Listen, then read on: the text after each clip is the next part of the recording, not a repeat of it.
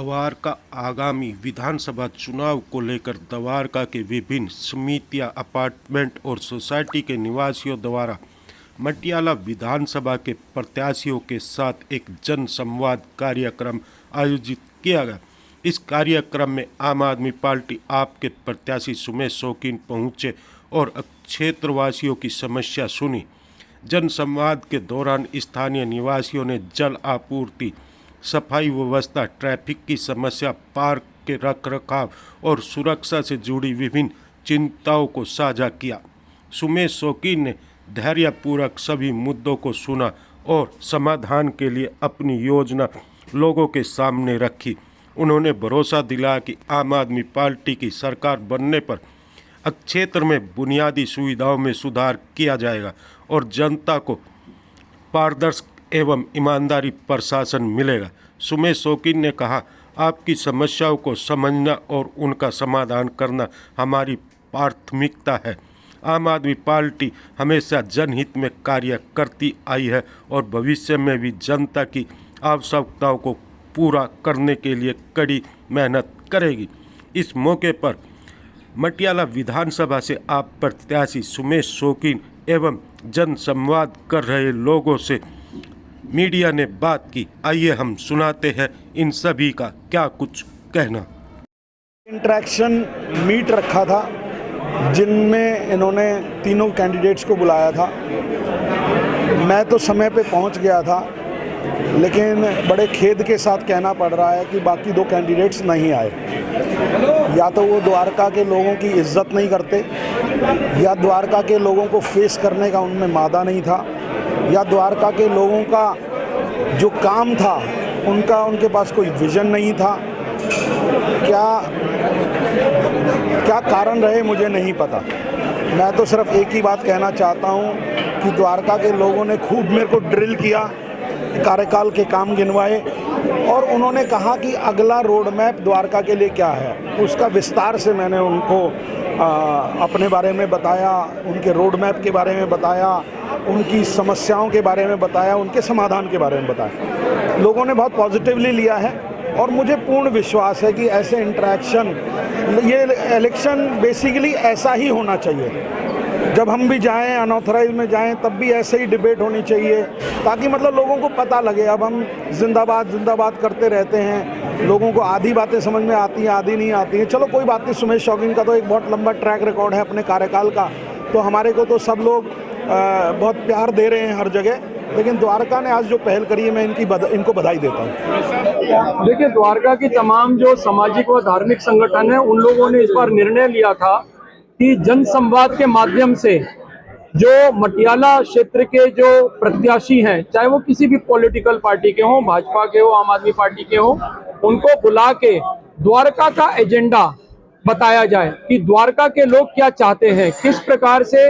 क्योंकि हम लोगों ने देखा है कि हर बार चुनाव आते हैं, चुनाव के समय तमाम पॉलिटिकल पार्टी और उनके लीडर्स वायदे करते हैं, फिर चले जाते हैं। ऐसे में द्वारका का एजेंडा बहुत पीछे छूट जाता है और द्वारका के लोगों को तमाम तरह की समस्याओं के निदान के लिए उनके चक्कर भी काटने पड़ते हैं और फिर रिलीफ मिलता नहीं है। फिर हाईकोर्ट का दरवाजा खटखटाना पड़ता है, तब हम लोग हाईकोर्ट में जाके तमाम तरह की चीजों के लिए रिलीफ लेके आते हैं।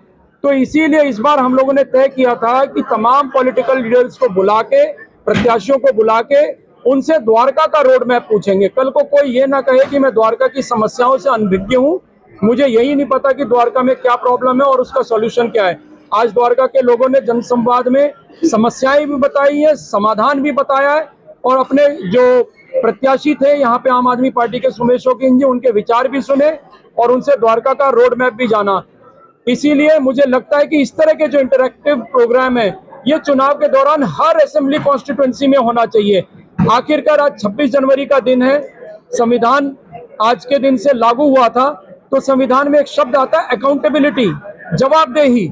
जवाबदेही नागरिकों की तो तय की जाती है, नेताओं की जवाबदेही कौन तय करेगा। तो आज द्वारका की जनता ने नेताओं की जवाबदेही तय करने के लिए जनसंवाद कार्यक्रम का आयोजन किया था और ये अपने में बहुत सफल रहा है। तो पहले तो सभी साथियों को गणतंत्र दिवस की शुभकामनाएं। देखिए, हम लोगों ने सभी को बुलाया, ये एक कॉमन प्लेटफॉर्म था, एक कॉमन मंच था और ज़रूरी उनकी कोई रही होगी प्रॉब्लम। और डेफिनेटली जहाँ पर कैंडिडेट जाते हैं तो लोग उनको रोक भी लेते हैं, उनकी अपनी समस्याएं भी बताते हैं, क्योंकि द्वारका में बहुत समय से बहुत सारी समस्याएं से वो जूझ रहे हैं। तो ऐसा लगता है कि जब कोई प्रत्याशी उनके बीच में आता है तो उनको लगता है हम इन्हीं को ही पकड़ के सारी प्रॉब्लम बता दें। उस चक्कर में प्रत्याशी आगे आगे के कार्यक्रम में लेट होते जाते हैं। अदरवाइज मुझसे मतलब एज ADRF उन्होंने बोला था कि definitely try to reach in time, but वो डेफिनेटली लेट हो गए एंड उनको भी इस बात का दुख है। ये भी मैं इस चैनल, आप लोगों के चैनल के माध्यम से कहना चाहूंगी। पर जो ये ADRF ने ये प्लेटफॉर्म दिया, इसमें द्वारका की सभी नामी संस्थाएं जो बहुत काम करती रही हैं, कार्यरत हैं, NGOs हैं, सभी, द्वारका फोरम है, ये साथ में आए, फेडरेशन ऑफ CGHS से भी थे लोग। तो इन सभी जो सहयोगी साथी थे, संस्थाएं थी, इन्होंने यहाँ पर अपने विचार प्रस्तुत किए कि देखिए जो भी यहाँ पर MLA चुनकर आए, विधायक की जो पोस्ट होती है ये बहुत इंपॉर्टेंट पोस्ट होती है। और द्वारका जो इतने समय से सफर कर रहा है, तो यहाँ पे हम किसी भी राजनीतिक दल का विरोध या प्रतिरोध नहीं करेंगे, लेकिन इतना जरूर कहेंगे कि द्वारका की जनता त्रस्त है और इसके लिए जो भी नेता चुनकर आए उन्हें ध्यान देने की बहुत सख्त जरूरत है। द्वारका इस समय काम मांगती है। आज ADRF ने द्वारका में जो मीटिंग रखा, दोनों पार्टियों के प्रत्याशियों को बुलाया, ये मैं समझता हूँ कि बहुत बढ़िया पहल है और हर क्षेत्र में ऐसा होना चाहिए। ये आपका क्या एजेंडा है, आप किस तरह से रोड मैप तैयार करेंगे अगर आप विधायक बनते हैं तो। और ये पार्टी से हटकर संस्था के माध्यम से जितने भी अनऑथराइज्ड कॉलोनियां हैं या द्वारका है या जहाँ भी तमाम देश में जगह है, सभी को ये विधायकों से जो प्रत्याशी उनसे पूछना चाहिए। और यहाँ बहुत अच्छा रहा, इसमें मांग भी तरह क्या है उनका समाधान भी बताए। लेकिन विशेष रूप से द्वारका वासियों के लिए मुझे यही कहना है कि आने वाले परिसीमन में जब दिल्ली का परिसीमन हो तो पूरे कंप्लीट द्वारका के नाम से एक विधानसभा हो, तभी जाकर मैं समझता हूँ कि द्वारका को इंसाफ मिलेगा।